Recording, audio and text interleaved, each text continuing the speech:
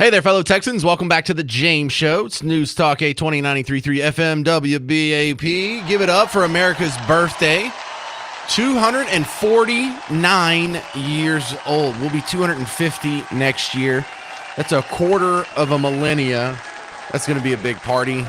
This is sort of the lead up to it. You know, like when you turn 20, it's like, well, I didn't turn 21, but I am 1 year closer to that. So I realize that listening levels across all broadcast platforms are down on a holiday like this. So thank you very much for sticking around. I'm here live. Look, it's actually 4th of July. I'm here. It's not a recording like so many of the other shows that are out there right now. So if you're one of the few that's still listening, you know, not everyone gets the day off. Doctors, cops, firefighters.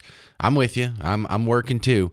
It's a good day to call in or send in an email because you'll get right through the crowd on a day like today. But the top story, big beautiful bill passing, and it will be signed 4 o'clock our time, and we'll probably cut to it live here on the James Show. We already have, like, when we know things like this are probably going to cut into programming, we already have like our little plan. All right, when it happens, you just cut in, you hit the stinger. Kimberly's going to take over from there, and then when it's the little signing ceremony goes too long, we'll have a discussion on whether or not we cut it off, or if it wraps up within a few minutes, we'll just go back to the show, but we'll have to do the commercial we missed. So we're already planning for that at 4 o'clock.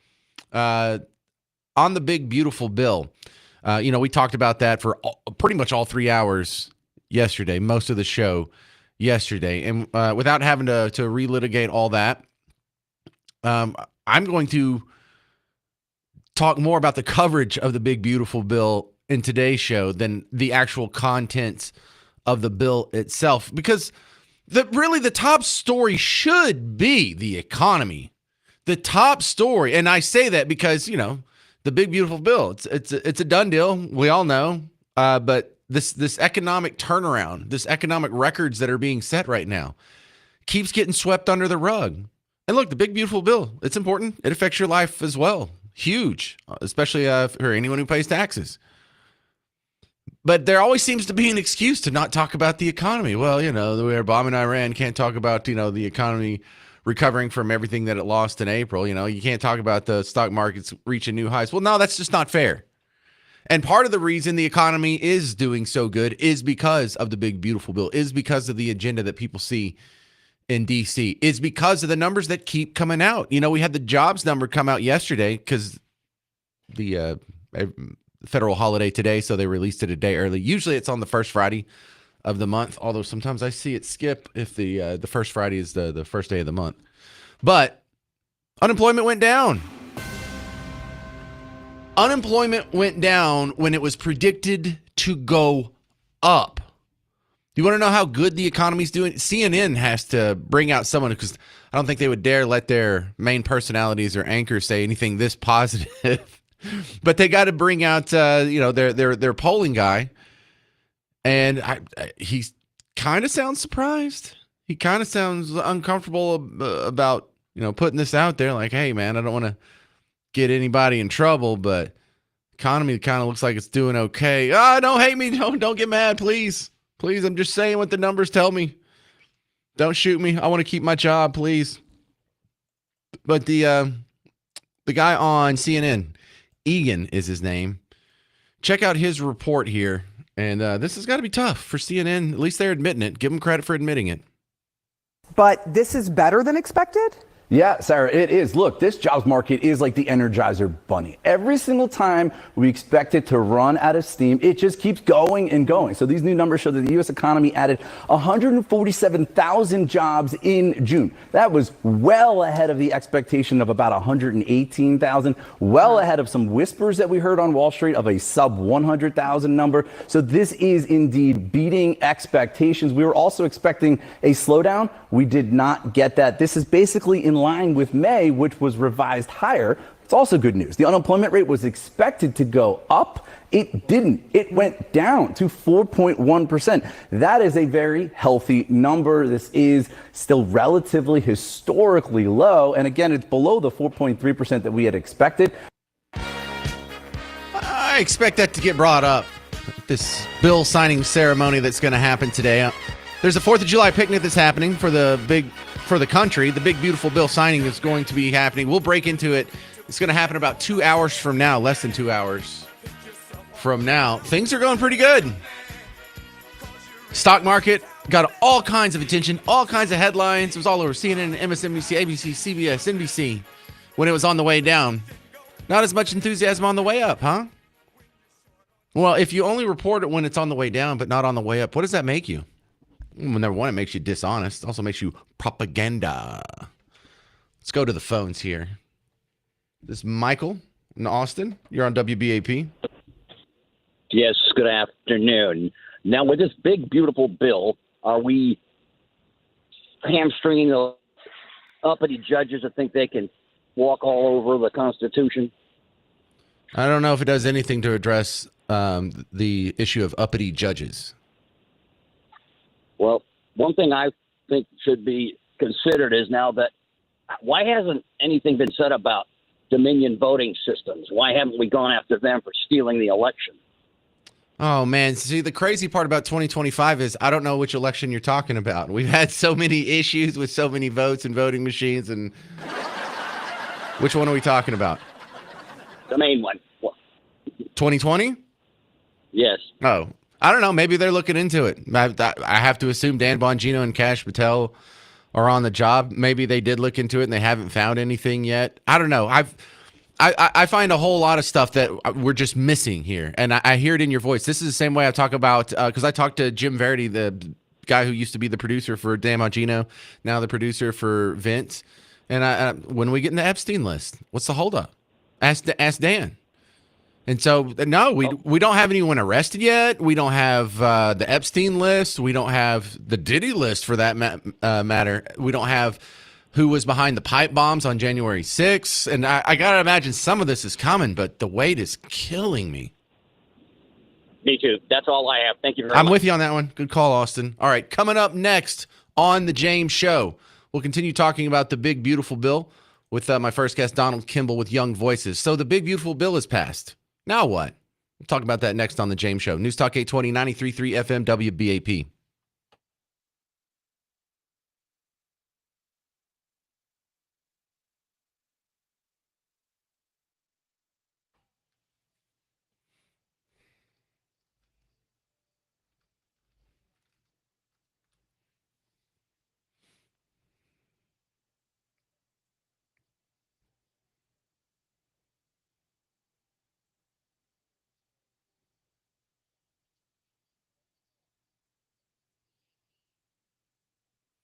Hey, homeowners out there, we are still getting bad weather. I mean, we're into July, and look what's happening to our friends down in the hill country. And that's another thing that could cause you roof problems. You're like, what, flooding? Well, not just bad storms, but also if you've had foundation problems, you had your whole house shift, that creates space a lot of times that eventually becomes a roof problem. And how do you know if you have that problem? Well, you can go look up yourself if you have 31 years of experience, or you can call Blue Ribbon Roofing. James Parker here for Blue Ribbon Roofing. John, Tish, and Trevor, a family-owned company, been doing this for 31 years. They'll get on your roof. They'll tell you if it's fine. They got on my roof. They told me it was fine. I didn't need a new roof. They gave me some pictures, a folder full of materials, explain the process and the shingles and the new styles and what all the cool kids are doing these days. And this is what a ridge vent is and soffit vents and all this other stuff. And you can get that peace of mind too. Go to blueribbondfw.com, schedule your free inspection. And if worse comes to worse, you do need a new roof, they'll help you deal with that pain in the neck insurance company and get you a new roof. And do it fast. blueribbondfw.com. Starts with the free inspection. Go to blueribbondfw.com.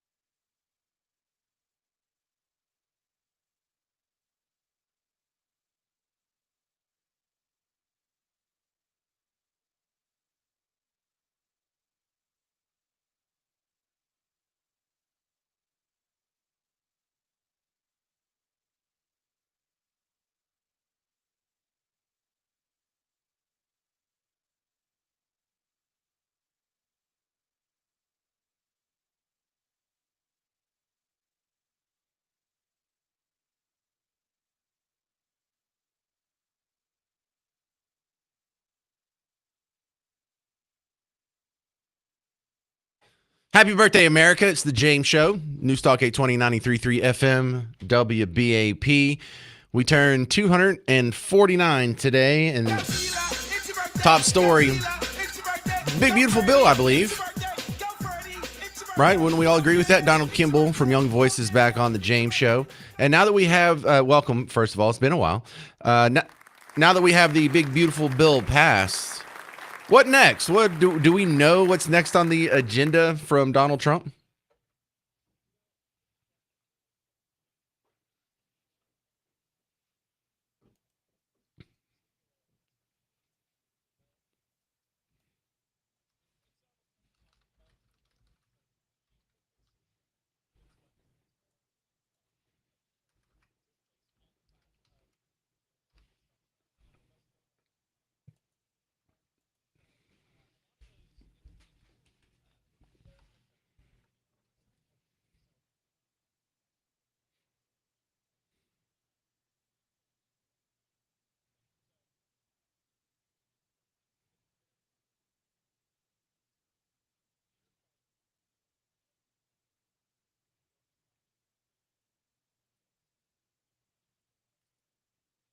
Well, it seems like this doesn't open itself up for court challenges. You know, like Obamacare, you knew that was going to get tangled up in the courts, and some of these other laws look like they're going to be have to be challenged in court. Is there anything that could be challenged in court here?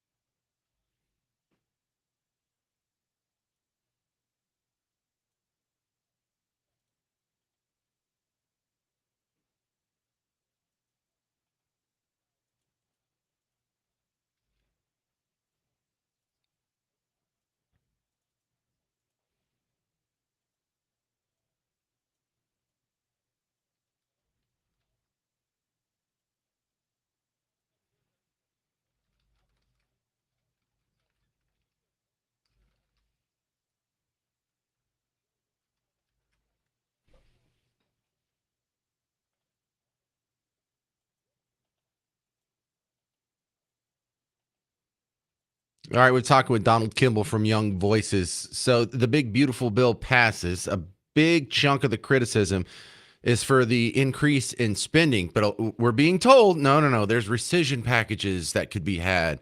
And this is new to me. I'm not saying it's not going to happen. I'm just skeptical because I've never seen it before. What do you know about these rescission package talks, Donald?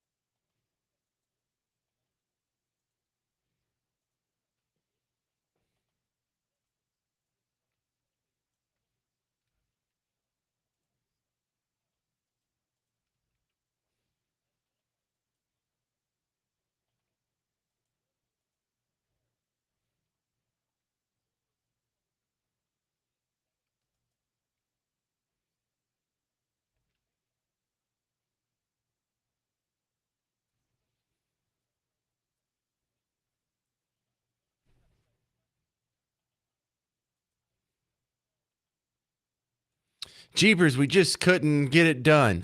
So let's talk about Donald Kimball. How does this affect the midterms?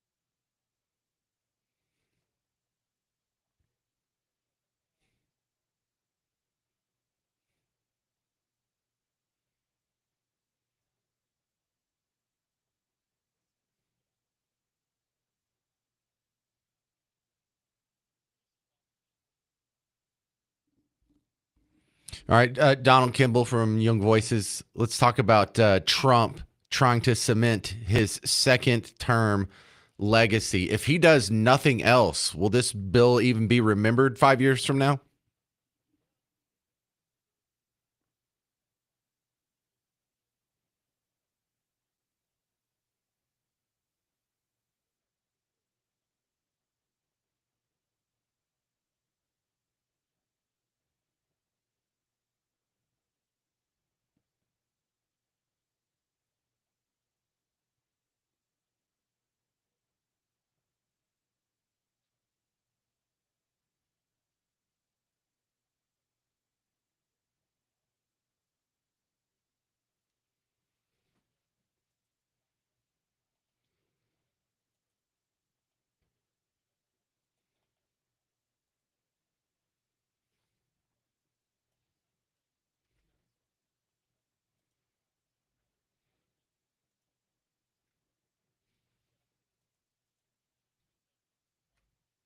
Yeah, par for the course for our entire lives, Donald Kimball.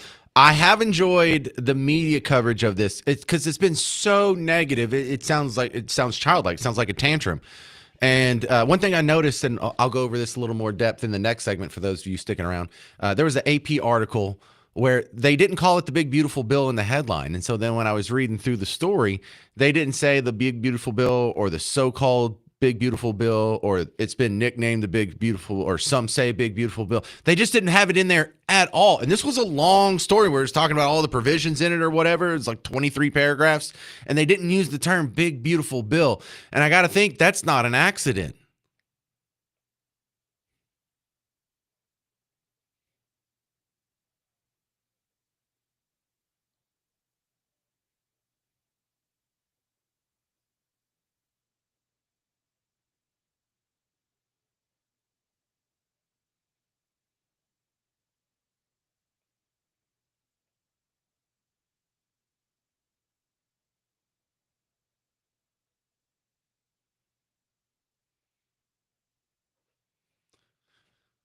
Right. Well, I understand if MSNBC does that, but the AP, the Associated Press, did that. And wow, how far down the propaganda rabbit hole have they gone?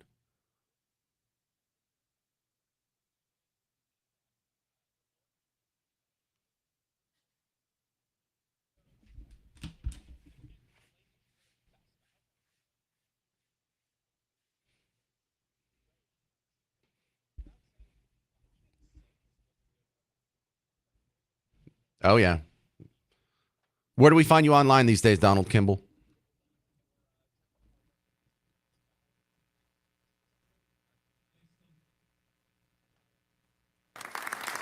Thank you very much. Coming up next, we'll go over some of this media coverage that's so negative. It's actually funny. And I'll go through the AP's little hissy fit article coming up. 800 288 9227. 800 288 9227. Happy birthday, America. It's The James Show on News Talk 820 and 93.3 FM WBAP.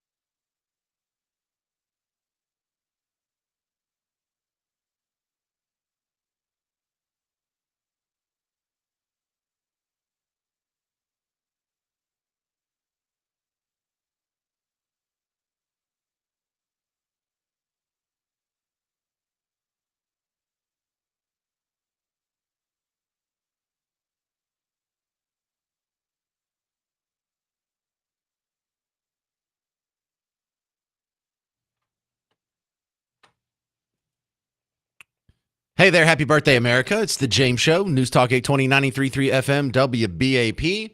We will be breaking to live coverage of Donald Trump signing the big, beautiful bill. There's a big party going on at the White House for the 4th of July, and he's going to set up a table out there and sign it as part of the festivities, and boom. The first big part of the Donald Trump second term agenda is set. Now, what's going to happen after that, we can all sort of guess. But let's just take a snapshot of what's happening right now. Because, I mean, how much time do we spend on this show and on WBAP telling you, oh, the media got it wrong. Oh, the media is just so biased. Oh, they're over their skis here. They're so far deranged with Trump hatred that they can't possibly stomach to report anything honest or correctly. Or, yeah, we all know that. And we sort of expect it from an MSNBC and really at this point, of course, a CNN, but also it's gotten so bad that ABC, NBC, CBS, like just your regular old evening news with David Muir, terribly, terribly biased, terribly untrustworthy, not credible. They have beclowned themselves and embarrassed themselves. I mean, if you didn't already hate them or at least have so little regard for their credibility before COVID, that should have done it for all of them. Remember, all these people were telling you to wear a mask. It turns out the Cochrane study, go look it up. Masks did nothing. Mask mandates did nothing. They were wrong about the vaccine, the origin of it, whether or not we should lock down schools. They didn't let you go to your grandmother's funeral for these lies. So none of these people should still have a job. Yet here they are, still reporting wrong information today. Look, but remember, 6 months ago, they were telling you the economy's crashing. 6 months ago, they were saying, boy, we're headed for it. Trump's in power now, and you can tell by the numbers that I'm looking at, and the experts and the economists all agree that there's going to be a recession. This was Jasmine Crockett, January 29th of this year, predicting recession. I just tweeted not too long ago about the fact that our unemployment numbers are going to go up. We are headed for a full-on recession. And that is not me trying to be an alarmist. That is me trying to get you to pay attention. So the stock market's higher now than when she said that. The unemployment rate's lower now than when she said that. They were wrong 6 months ago. What were they saying 6 months before that? Biden's sharp as a tack. So you can't trust these people when they tell you anything about the big, beautiful bill. When they say the big, beautiful bill is unpopular, it might be unpopular, but it's just as likely to be popular. They're just going to tell you it's unpopular no matter what. You can't believe them. And then they go out and you see the tricks they do. They go do these polls, and then they come back and they're like, well, we told you it's unpopular. And it's like, well, let me see the poll. And they're like, yeah, 60% of Americans think it's a bad idea. Well, what did the poll say? Poll says, would you like for starving kids to die? Yes or no? And we say, no, I don't. Oh, see, they don't like the big, beautiful bill. It's wildly unpopular. This is where Scott Jennings has the best job in the world. This is him last night, after the bill just passed, having to explain how this bill is not unpopular. It is not unpopular to invest in ICE. It is not unpopular to give this agency what it needs to deport violent criminals. It is not unpopular to make sure illegal aliens are not getting welfare. It is not unpopular to take able-bodied Americans who are not doing anything, who are choosing not to work. It's not unpopular to say, we're not paying for your welfare when we're asking everybody else to get up and go to work. These are popular provisions, as is no tax on tips, as is keeping the tax rates low. You keep talking about the popularity of the bill. Individual provisions are exactly how Trump won the national popular vote. But no, they're trying to tell you that it's wildly unpopular. Let me go to this story from the Associated Press. The AP, they're not MSNBC. They're not CNN. Why are they being this biased? Newsflash, they have always been this bad. The AP in their article didn't call it the big, beautiful bill last night. And when I say they didn't call it the big, beautiful bill, here's the headline. Trump is expected to sign his huge bill of tax and spending cuts at the White House July 4 picnic. The huge bill of tax and spending cuts, not the big, beautiful bill. The huge bill of tax and spending cuts. All right, well, in the subheadline, did they say big, beautiful bill? No. In the opening paragraph, do they refer to it as a big, beautiful bill? No. Did they say it's anywhere in the story? It's the so-called big, beautiful bill. It's been nicknamed. Some will say, advocates say, Trump calls, Trump referred. They don't act like that name exists at all. Yet in conversations, this is what you and I just say to each other like it's nothing. Even if you have a uppercase or lowercase liberal friend, this is what they call it. This is what they call it behind closed doors. But they don't put it in the story. Why? Because Trump's branding is effective and doesn't fit the narrative. It gives people a reason to like it. Oh, big, beautiful bill. That sounds good. But if it's so unpopular, why can't you even say the name of it? If it was unpopular and you wanted to sour public opinion on it, you'd be throwing it around. And the article, just the actual content of this article, just terribly. Like if you're Nancy Pelosi, if you were AOC, you wouldn't change one word of this thing. Here, at one point, they say Trump described the package as very popular, though polling suggests that public opinion is mixed at best. Oh, my goodness. And when they break it down, here it goes. But the poll found majorities opposed reducing federal funding for food assistance to low-income families and spending about $45 billion to build and maintain migrant detention centers. About 60% said it was unacceptable that the bill is expected to increase the 36 trillion U.S. debt by more than 3 trillion over the next decade. So one of the things that they were had a majority on was that it spent too much money. That's my case. That's not the case AOC's making, or Bernie Sanders, or Elizabeth Warren, or even you are making, AP. You're not saying it doesn't cut enough. But yeah, I want to see. I want to see the poll. Yeah, would you oppose reducing funding for food assistance for low-income families? That's not how it's worded. Would you want to cut food stamps for poor people? Right? That's not going to poll very well, especially not if you're being asked by another human being. But they're just trying to find some way to talk about this bill and not give the man any credit. Not let his branding get out. But how quickly did they rush to call the DeSantis bill the Don't Say Gay bill in Florida, when that wasn't the name of the bill? That wasn't what DeSantis called it. That wasn't what anyone who supported the bill called it. That was a name that the left made up. Politicians or media, I don't know who made it up first, but when they heard it, they're like, good, that's bad branding for the bill. We will use that in every article, even in the headlines of our article. The Inflation Reduction Act had nothing to do with inflation. Did not reduce inflation. Didn't even plan to reduce inflation. It was still called the Inflation Reduction Act. Why? Because that helped the Biden agenda get it passed. What nasty little dishonest games these people play. And they have just the unmitigated gall to call themselves journalists. No, you're a propagandist and you're dishonest. And it's really ugly. And I'm going to keep calling it out until y'all stop doing it. Look, I don't get mad if MSNBC has an opinion. I don't get mad if CNN has an opinion. But if you're supposed to be news, if you're the Associated Press and you're this wildly biased, now you're a fraud. Now you're not even a news outlet. You're political activism masquerading as news. That's just straight up fraud. And they lost anyway. Even with all this, they lost anyway. How sad is that? All right, coming up next, you're going to hear some more reaction to the big, beautiful bill and a little bit of fact-checking thrown in there. 800-288-9227.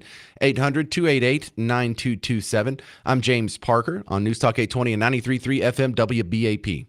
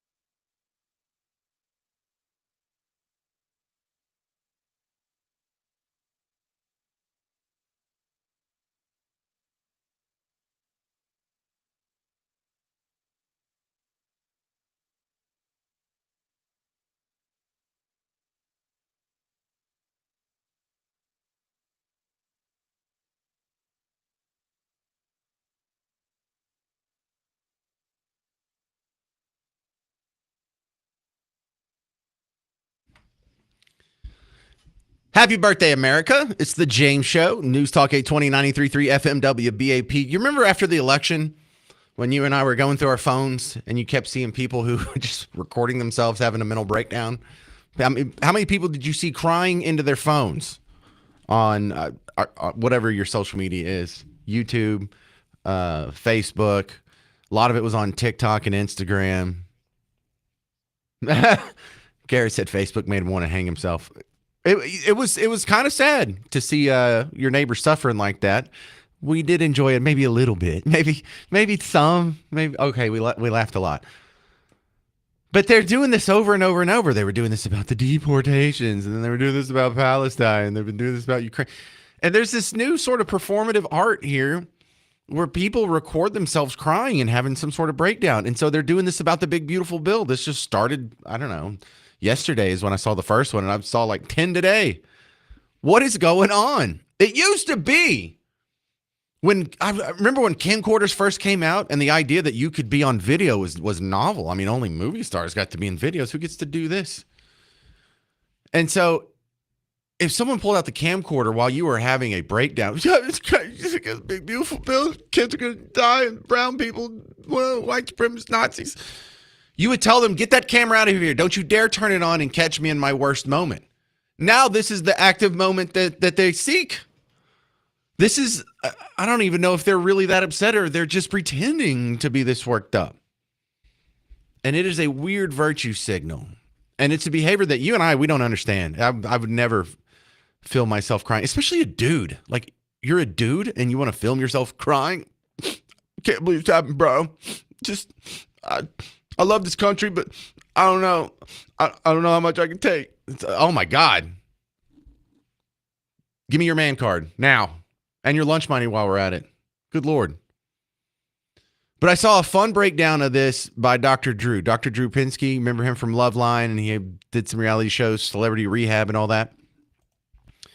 There was a congresswoman from New Jersey who you've never seen before, I've never seen before, but she did that. She got out in the Capitol steps or the hallway of the Capitol and did this performative crying about the big, beautiful bill. Well, guys, sorry. And then it cut from her, and the host on Fox News went to Dr. Drew and basically said, diagnose this lady. And it's a great little look. This is going to take about 2 minutes here because you'll hear her crying for about 30 seconds and then Dr. Drew's minute and a half diagnosis.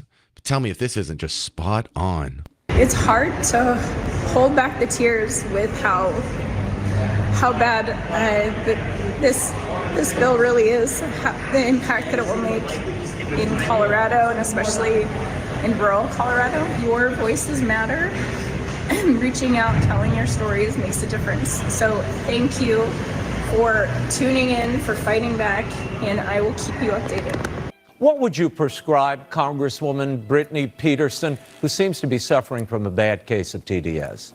She indeed does. I mean, let's go over some of the symptomatology, right? Okay. The first thing is this is happening to me, right? This is my problem. The President of the United States is directing all this towards me, and I'm so emotional because what happened to me?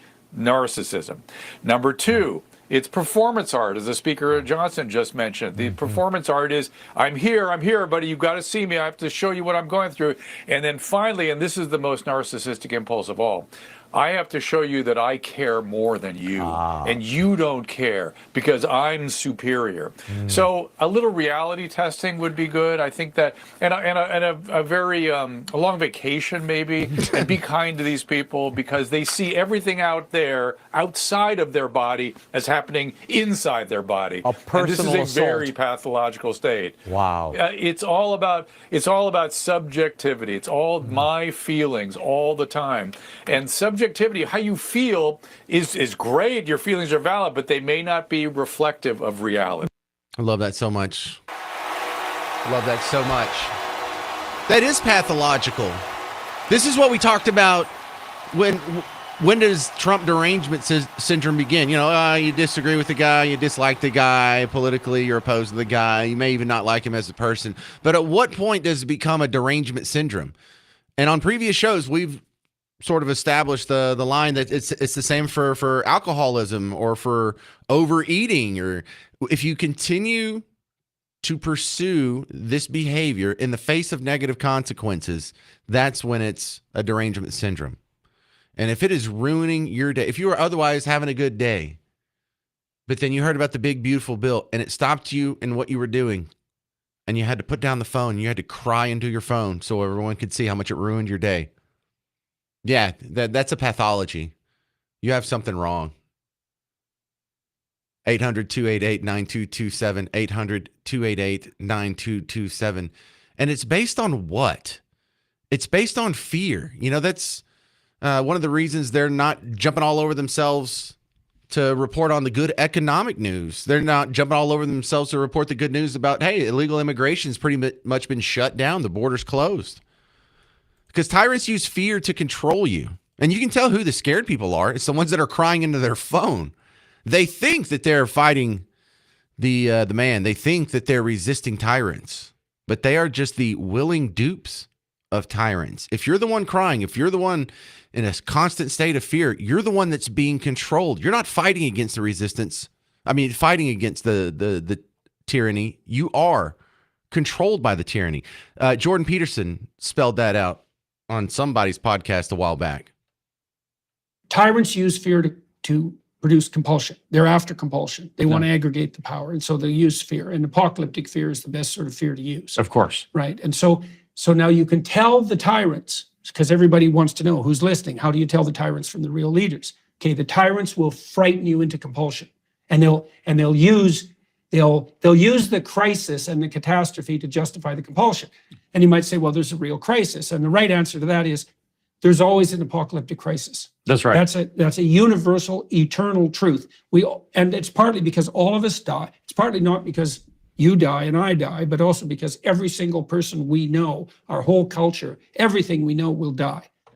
So let me ask you this. You people who are crying into your phones, are you being told by your preferred politicians, your preferred media outlets, your academics, your professors, your musicians, your actors, that this is a scary place full of racism? That people are going to die if we pass the big, beautiful bill? That children are going to starve? That people are going to get thrown off of their health care? Are you being told that alligator Alcatraz is just as bad as the Holocaust? It might as well be Auschwitz. Are you being told that we're just rounding up citizens and throwing them into alligator Alcatraz with no due process? Is that what you're being told? Are you being told that bloodthirsty, racist, bigoted, white supremacist, MAGA hat wearing psychos make up about half of the country and you have to be careful when you go outside? Are you being told that? Because over here on Team Red, that's not what we're telling our people. My biggest criticism is, can we balance the damn budget? 800-288-9227. And the answer to that's no, but still, I'm not living in fear now. Am I? 800-288-9227. 800-288-9227. When we return, it's the 4th of July. Let's talk about how America is the best country in the world next. I'm James Parker. It's News Talk 820, 93.3 FM WBAP.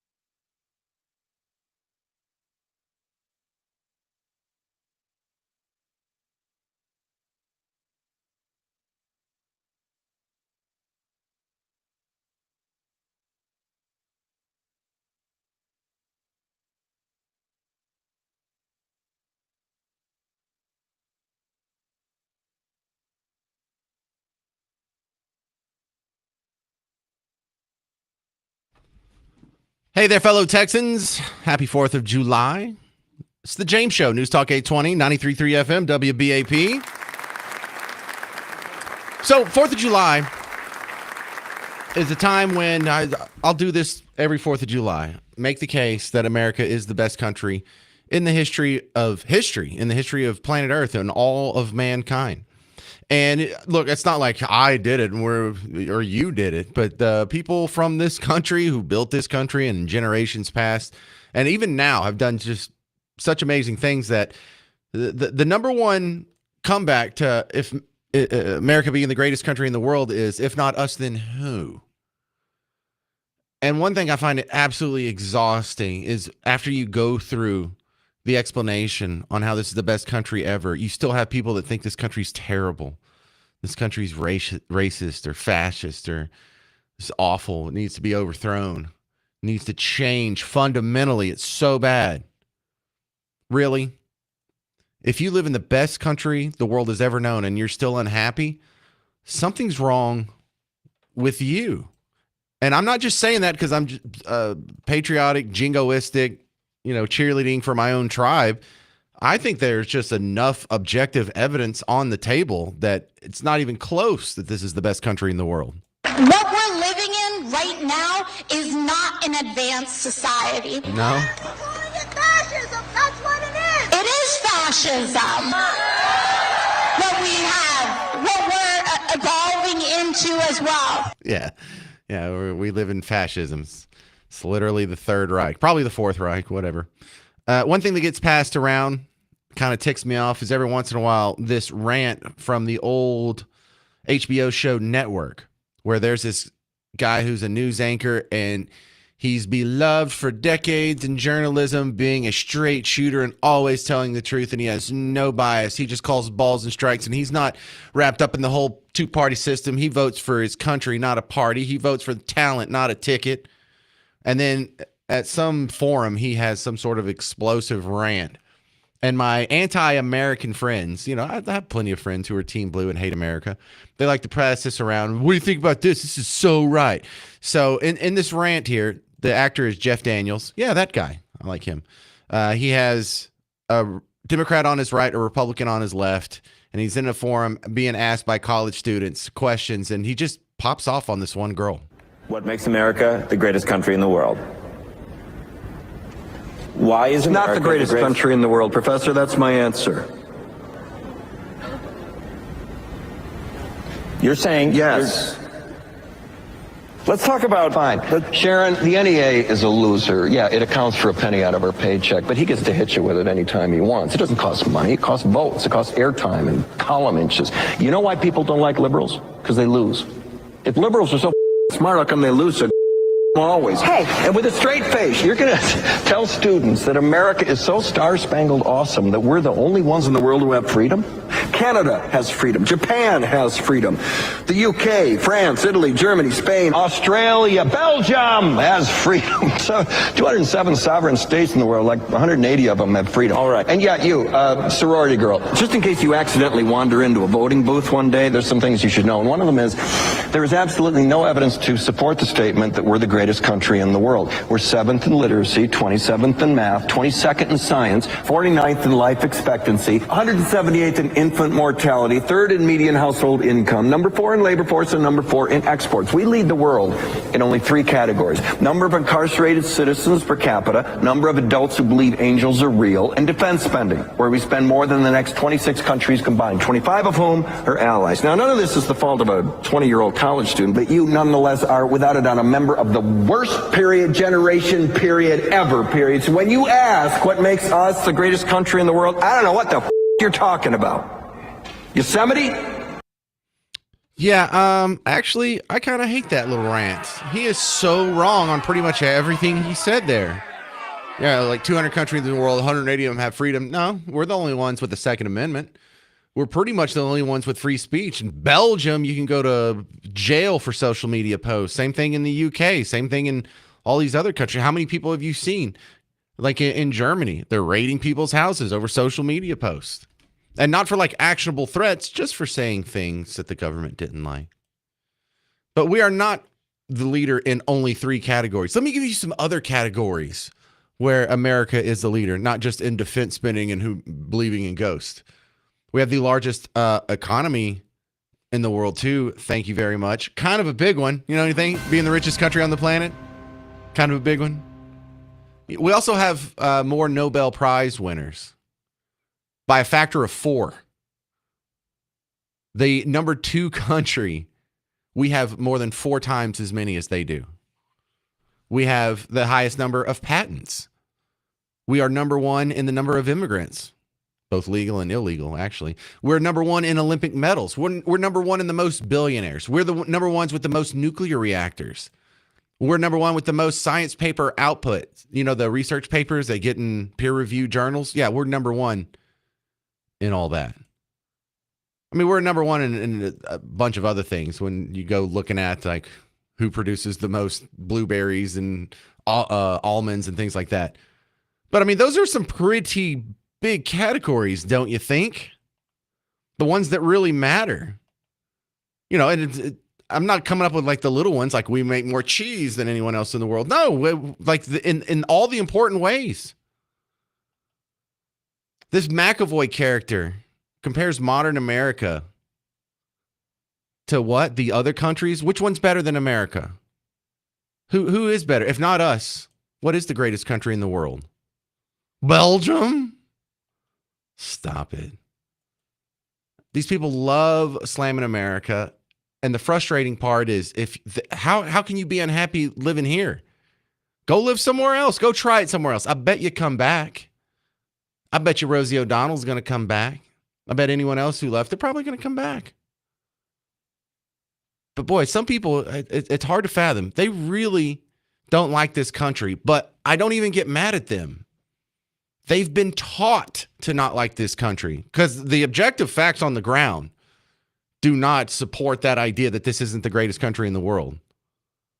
They've been taught that, and it's been a steady stream of whatever it is. Climate change is killing us all, and America's the worst at that. Or, yeah, America's nice, but the police are out of hand, and they're just going to thump you on the head if you don't agree with the government. Or, you know, you're being warned about white rural rage or right-wing death squads or white supremacist violence. Hell, they had you scared to breathe air without a mask for a while there. They got you scared of plastic straws. But first and foremost, 1,000 years from now, people will remember America, and they're not going to remember almost any of these other countries that are in America or on the planet right now. You know why? Because we were the first ones to put someone on the moon, Neil Armstrong. When you look back 1,000 years, how many people can you name that were on planet Earth in the year, what is it?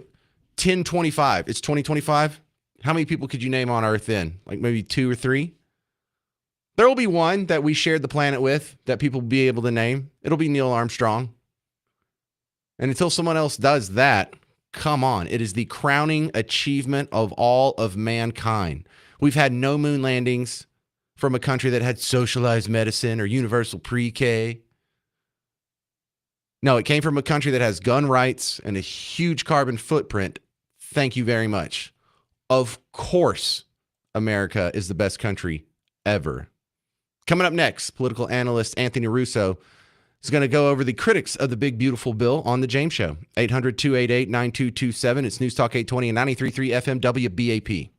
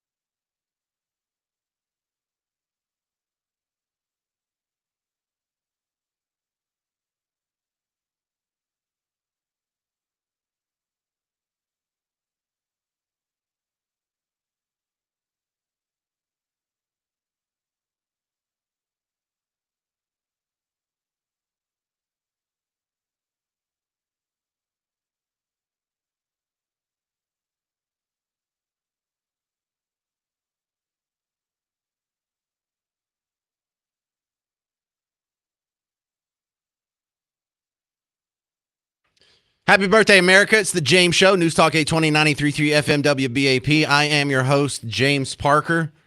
You might want to check on some of your friends. You know, I see a whole lot of people upset about the big, beautiful bill. Now, I didn't support it because I didn't think it cut far enough.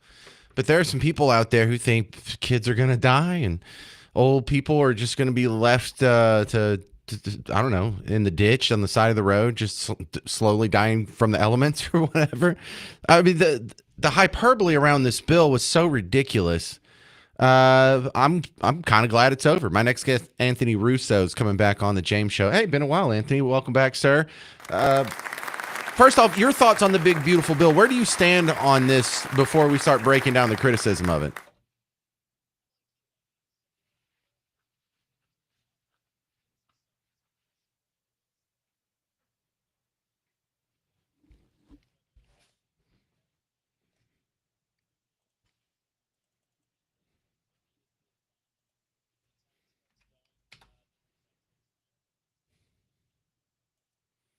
Well, I think it's important to lay out that the people listening know where I criticize this bill, because if you know where I criticize it and then you hear some people's, I don't know, they're trying to talk me out of supporting the bill, they're saying the exact things that I like about it.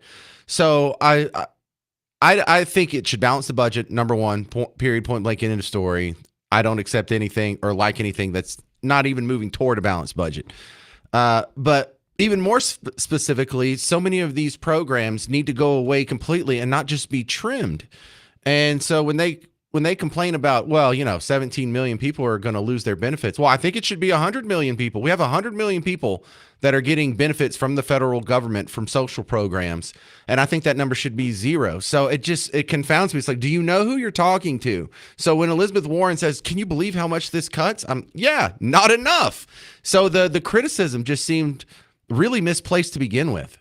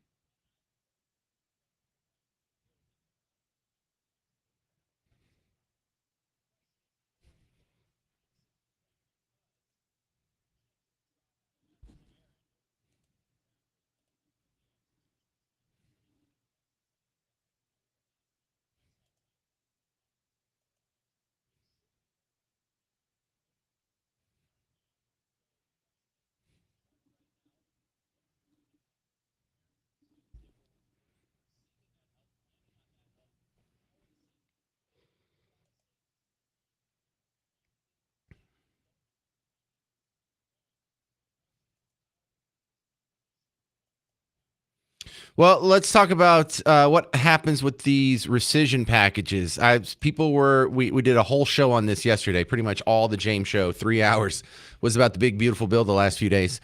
And I keep being promised, hey, I know you don't get the cuts that you like, James, but there's some rescission packages that are coming down the line. And this is something that's never happened before. So I'm kind of skeptical that this is going to be amended or added to, or, there's going to be additional cuts that are coming right down the pike. Do you hear these rumors as well?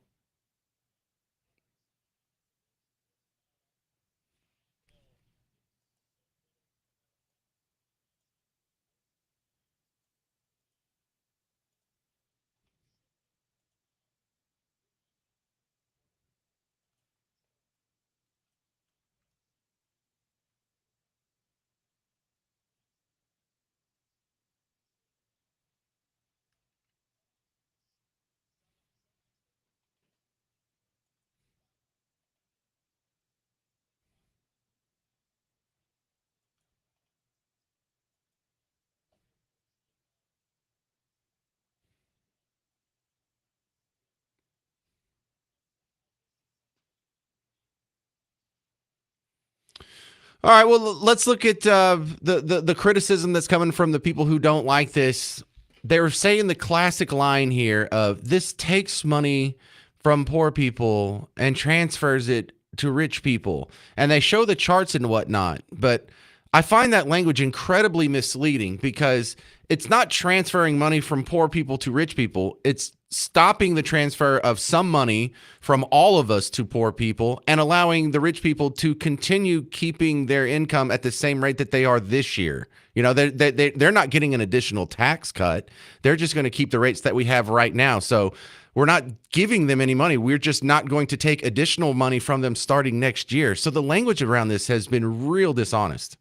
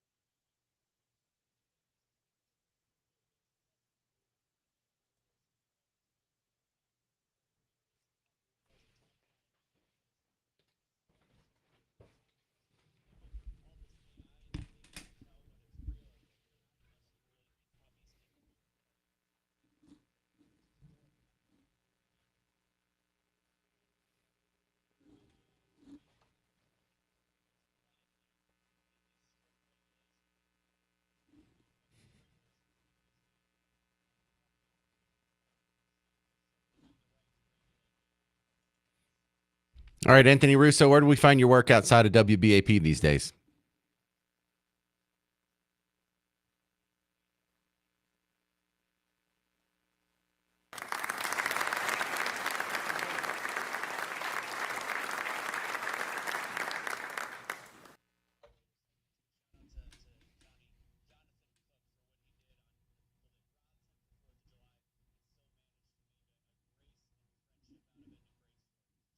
I'll look for that. Anthony Russo, thank you very much for being on the James Show. Coming up next, the 4th of July Spectacular continues with some 4th of July safety tips, James Show style. It's News Talk 820 and 93.3 FM WBAP.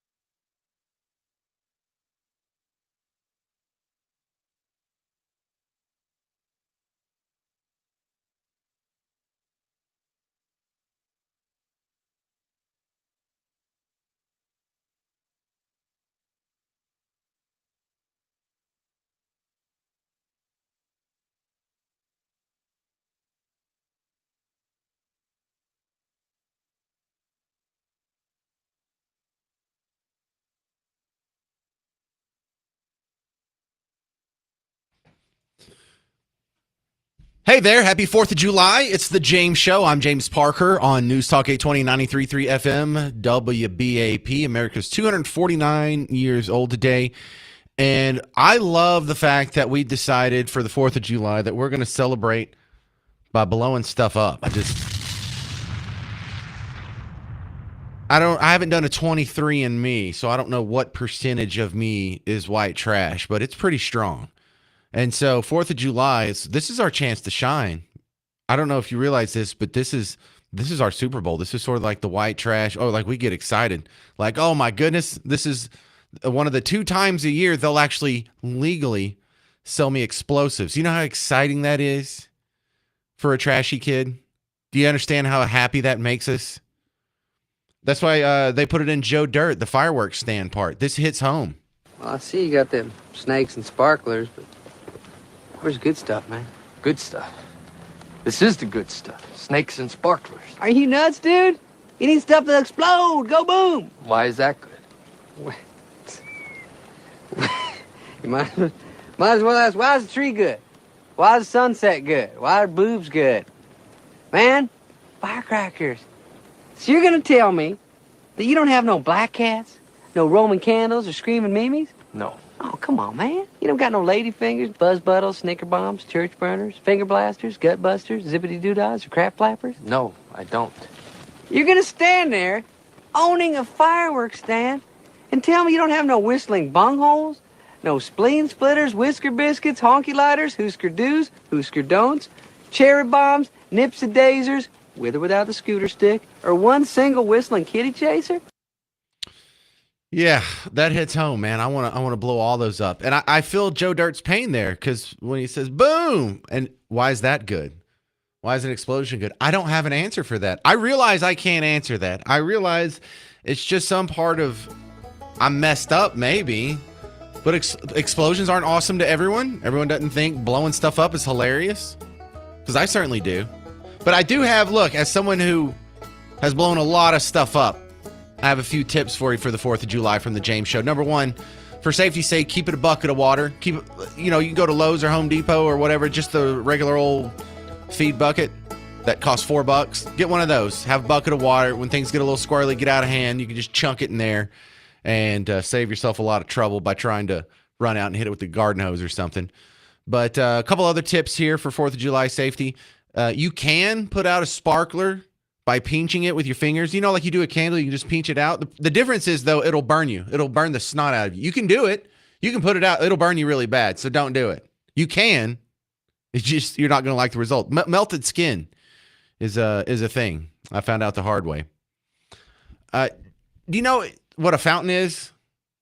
Because I feel like there's a divide in the listening audience between city kids and country kids, because country kids know all the fireworks. And we used to freak out if we had a new friend that just moved in from Houston or Dallas out to Bug Tussle for the 4th of July. They're like, oh, y'all get to blow up fireworks? Can I go? We never got to do that. And we would be like, oh, no, you never got to blow. Oh, you're going to love this. This is so great. And we got to, take city kids and show them the ins and outs of how to blow stuff up. And they jumped right on it. We were just shocked that they never got to do this before. But does everyone know what a fountain is?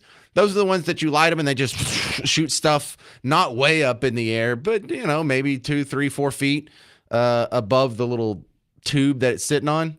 So it makes a cool little display and usually lasts a few seconds. You can jump right through those. Put it in the street in front of your house or in your driveway or somewhere. Light it, jump through it, get your wife to video it on the slow-mo setting, and then it looks awesome because you can't see anything but the fountain because the light, is dominating and making everything else dark. So all of a sudden, you just show up as a silhouette and then bust through while all these sparks are shooting up in your face, and you can see it like bounce off your cheek or bounce off your chin or your stomach or whatever.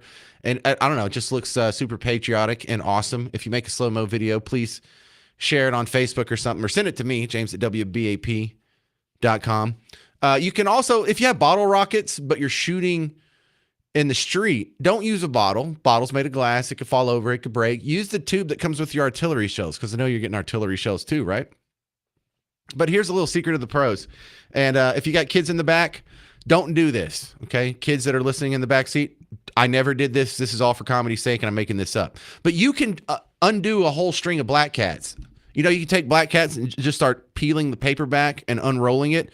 and get a tiny little hit of gunpowder out of each one. But if you do a whole package of Black Cats, you get the 200, you can get a salad bowl full of gunpowder, right?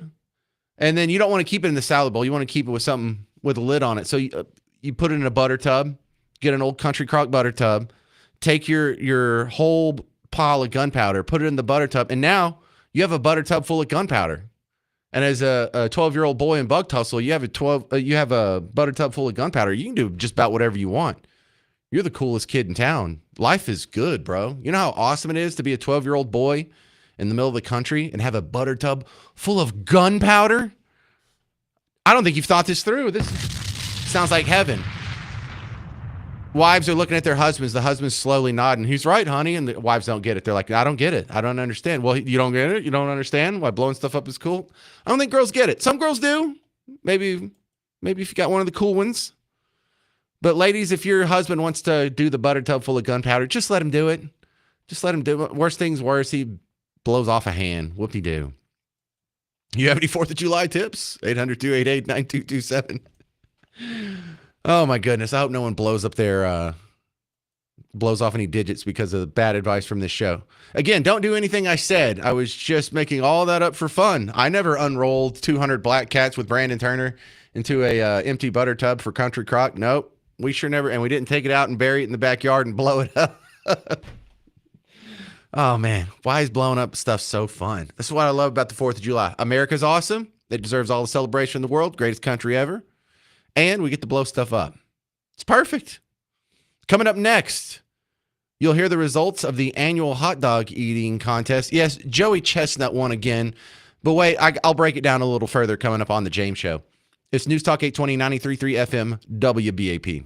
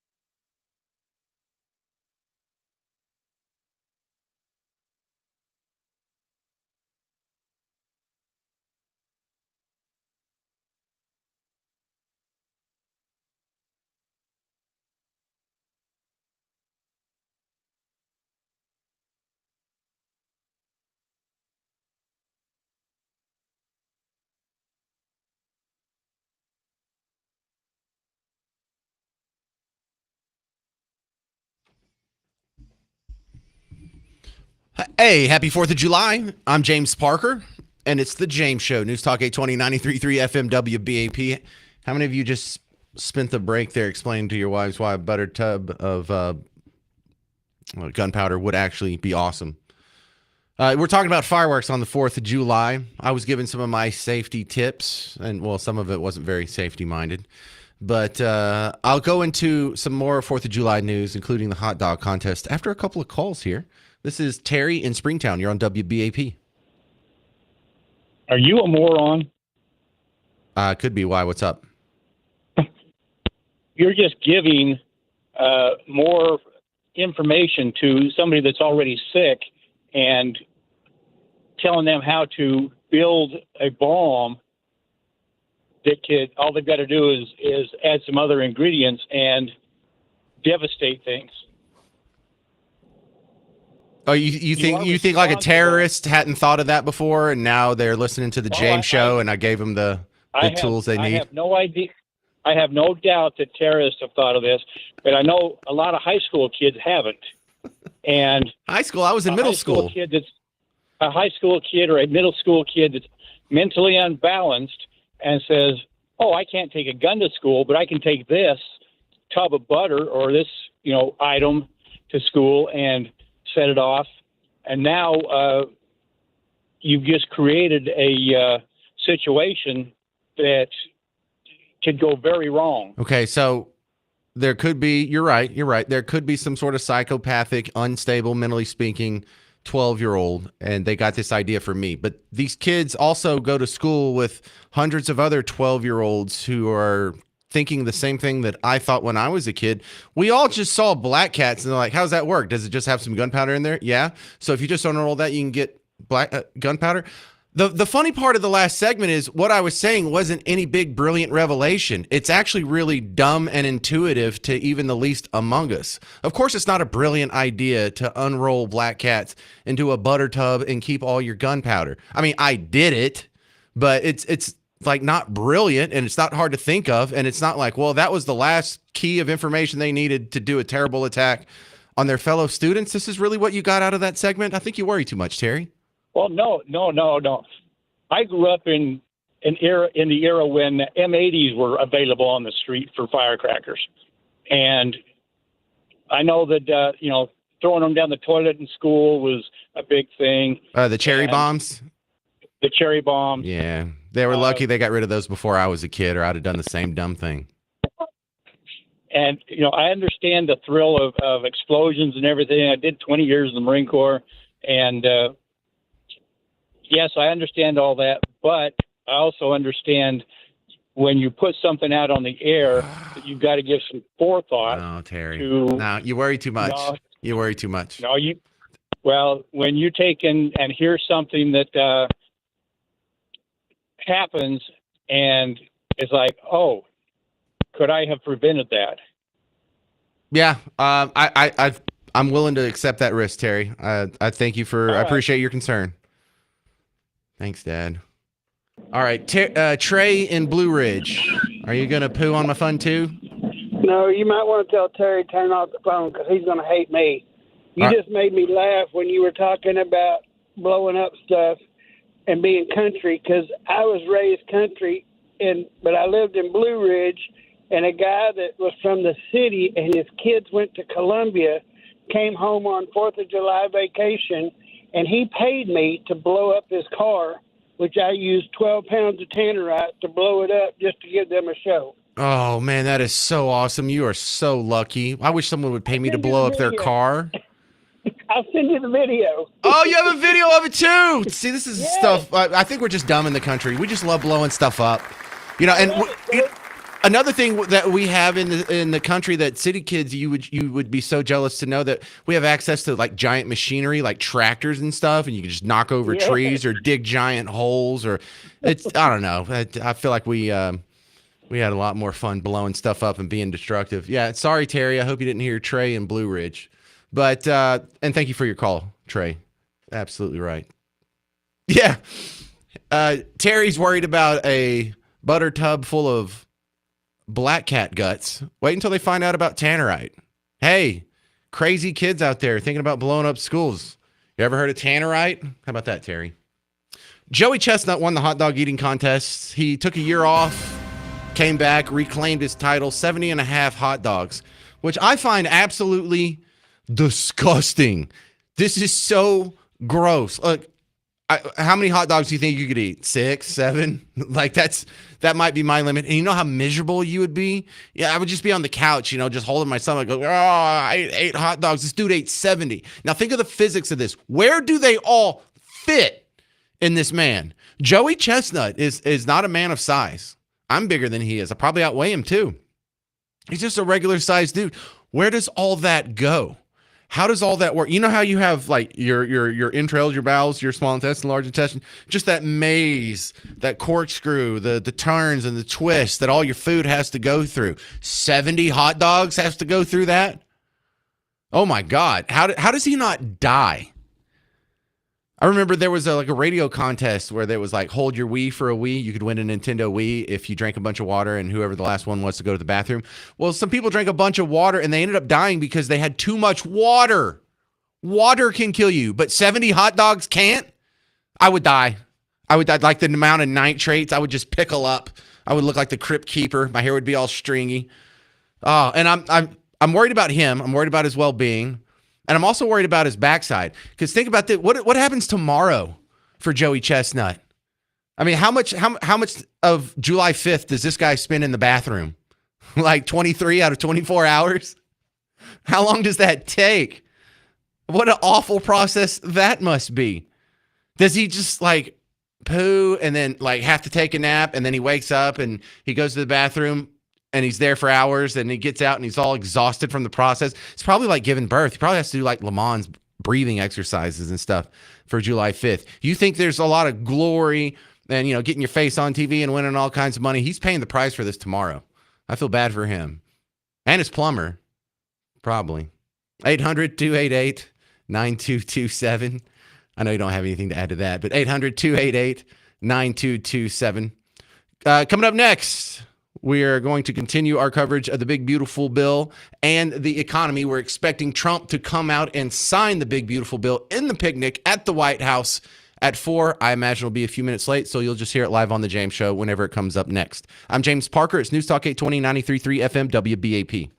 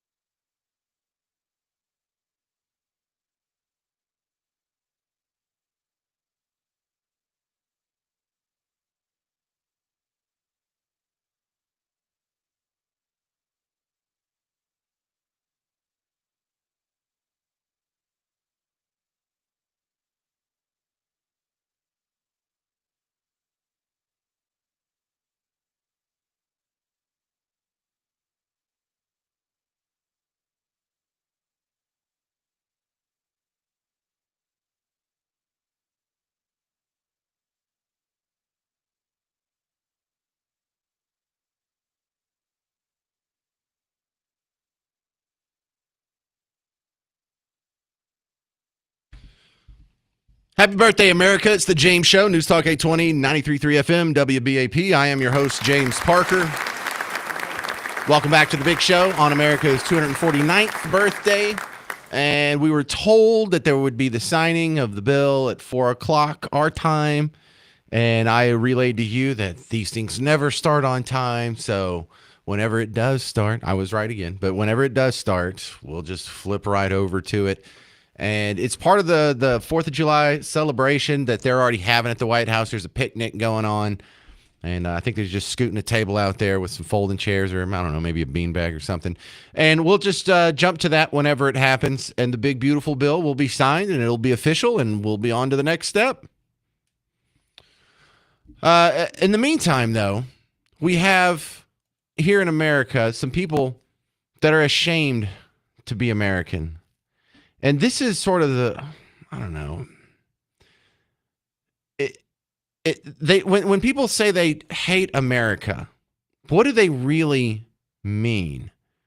Do they hate this plot of land? Absolutely not. Everyone's indifferent. Plot of land versus the plot of land in Canada or whatever. It's just dirt. They're saying they hate probably the government, but also, since we live in a democracy, if you hate the government and the people are voting in the folks that you hate, then you by proxy hate all the people that are voting these guys into power. So when they say they're ashamed to be an American, they're ashamed that so many other Americans don't share their worldview. So now, if once you digest that, you're a person who doesn't share their worldview. They're saying they hate you. Do you understand that? I'm ashamed to be an American. They're not ashamed to be an American because it's like, oh, all them damn Rocky Mountains. No. They tell you why. And most of it's political. Most of it's straw men. Like, they don't even really hate you specifically. They just hate this caricature of what they think you are. They think you're a racist, sexist, bigot, homophobe. They tell you that all the time. When someone tells you that they think you're a literal Nazi, safe to assume they probably hate you. But listen to this. I'm starting to take these little outbursts personal because what they're really saying is they hate you in these videos. I'm ashamed to be an American where not all folks are free. And I won't forget the enslaved who died and built this place for free. So I proudly lift up all the folks who are still oppressed today. Who's oppressed? 'Cause there ain't no doubt this ain't our land. Trump and the USA. Well, this is your land. What else would be your land? You don't get to disown the United States. You know, you're in the United States. You hate America. What do you hate yourself? Quit hitting yourself. Quit hitting yourself. No, they're talking about you. When Sunny Hostin of The View says America is racist, she's saying you, not America. There are racist people in this country. And there are Yeah, absolutely that's right. racist Yes. people in this country. It is not the vast majority of people in this country. And I feel We like don't know that. We don't know FBI that. director said white supremacy is the biggest threat to our country today. Well, that still doesn't mean that that's the vast majority of people. I just don't believe that in my day-to-day life that the people that you're encountering harbor racist viewpoints. I do think that this division that If we're you creating. look like me, you would believe But differently. you know what? Listen, the woman. So, but just to understand, are we saying, do we think the vast majority of Americans are racist? That's what I'm trying to, help me I understand. think that there is a significant portion that are racist, and you can't dismiss my lived experience. And I never I would never do When I that. say that there are a lot of racists in this country, I I just agree. experienced my son walking down the beach being called the N-word several times in Florida. You can't say, I believe that the vast majority of people aren't racist. But again, we don't know that's that. fair. There and are my lived 300 million experience- people in this country. Right. I would never minimize your lived experience any more than I would mine as an Arab woman. Yeah, so you haven't had my lived experience. See, looking like I am gives me the superior opinion based solely on the color of my skin. Damn, that's a pretty racist outlook you have on life there, Sonny Austin. When they say America's racist, they're saying they think you're racist. Now, you're not, or you're probably not. I'm sure some people listening may well be racist.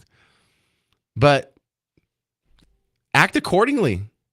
There are some people out there that really do think you're racist, that really do think I'm racist. I know, I get the emails. They tell me all the time.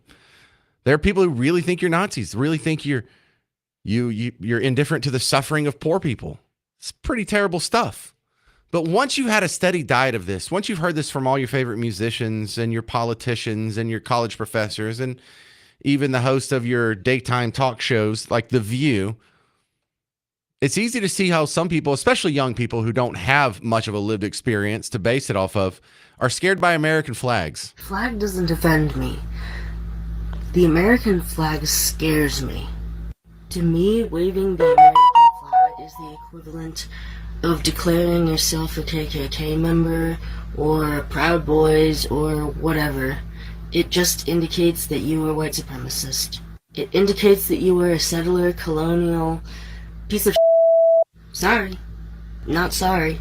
If you fly the U.S. flag, you are ideologically a settler, colonial piece of and a colonizer. All right. Oh, you got me. I'm a colonizer. That's me. Always colonizing. You ever colonized anything one day in your life, Garrett? I haven't done any colonizing lately either, or my entire life. I was born here. My parents were born here. Their parents were born here. We've been here for generations. At what point are we no longer colonizers? Can we stop that? So let me get this straight. When a bunch of people from Europe move here illegally, we were illegal immigrants. They say this country was built by immigrants. Well, it was taken from the Indians by illegal immigration. What happened to the Indians? Oh, that's right. They don't have their country anymore. It got taken over because illegal immigration ran unfettered and their country ceased to be. Oh, okay. It starts to make more sense. If you hate this country, you would probably like illegal immigration. It's one way to destroy this country. Because, I mean, how'd that work out for the Indians? How did we get this land from the Indians? Was it legal immigration or was it immigration the Indians did not previously approve of? How did we get Texas? How did we get California? So, yeah, that kind of makes sense. Some of these people really do hate America. And if you're wondering what idiot thinks we should have open borders, someone that hates their own country. One of those idiots. And she doesn't really hate this country. I think she hates her dad.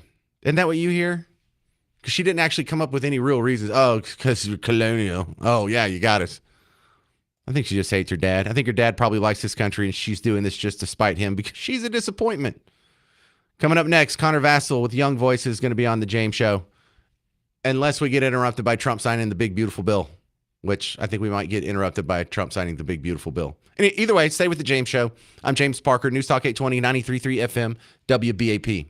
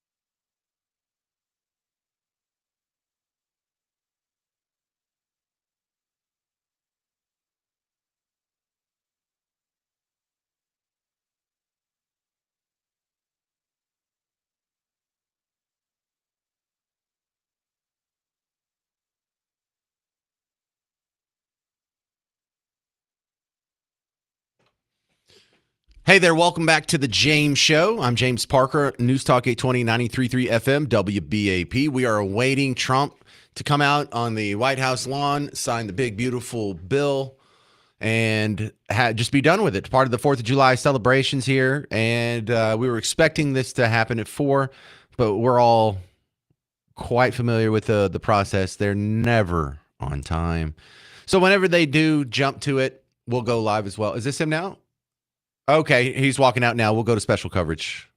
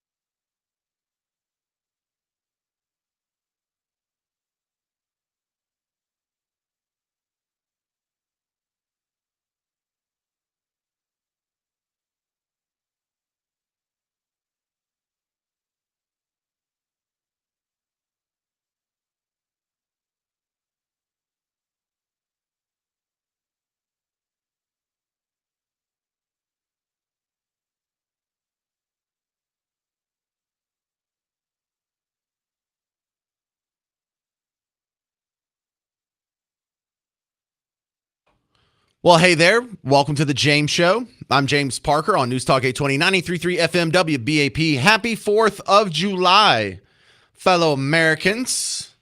Wait a second. What is that I hear? Is that Freedom Rock? Hey, man, is that Freedom Rock? Yeah, man. Well, turn it up, man. Oh, my goodness. Who just had a flashback? Who was just transported to sitting on the living room carpet with a bowl of cereal in your lap for Saturday morning cartoons? Amen. America's so great that if you had to be homeless anywhere, you would want to be homeless in America. If you're going to be homeless in America. Personally, I think it's kind of embarrassing because I think they need a kick in their homeless ass for being homeless in America. I mean, if you can't get it together here, where did you expect to go and make a life for yourself? This is it.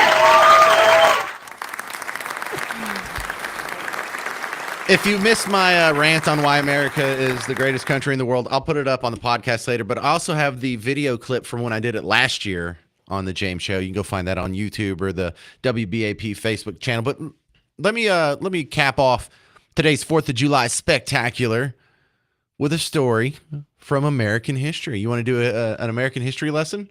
So brought the flux capacitor. We're going to go back. It's 1775. It's April. And we're up in Massachusetts, so it's kind of chilly. And you're familiar with the story of Paul Revere's legendary ride. You probably wouldn't know about it if not for this poem about Paul Revere's famous ride. And there are a few things that were left out in the poem, some inaccuracies. You know, like the one if by land, two if by sea. That wasn't a signal that was sent to Paul Revere. Paul Revere actually set up those lanterns as a signal to other people. This is part of a whole setup. And he didn't do the ride by himself. He had a buddy with him, William Dawes. Well, when they were going, they had to get out of town first before they got on the horses and rode out because Boston was pretty well occupied by the British Army at the time. So in order to first get out of the town, he had to take a rowboat out to sneak out. However, his rowboat would take him right past this British ship that was docked in the harbor, and it had a bunch of troops in it, and they were awake, even though it was the middle of the night. And the oars on his rowboat were making a whole lot of squeaking noises with the little metal rings that were holding them. And so while he was making his way toward the harbor, he saw the big ship there, knew it was going to be there, but also knew that if he's making this much noise, there's no way he can sneak past that boat and slip out of Boston and get on the ride. So he sees a woman in the window. So there's a house that's right up next to where he was rowing. And he said, "Woman, are you a patriot?" And she's like, "Yes." And he's like, "Listen, I'm on an important mission here. My oars are making too much noise. If you could do me a favor and drop me some cloth to muffle the sound of these oars, that would make all the difference in the world. That would be the difference between me actually getting out of here and me getting captured."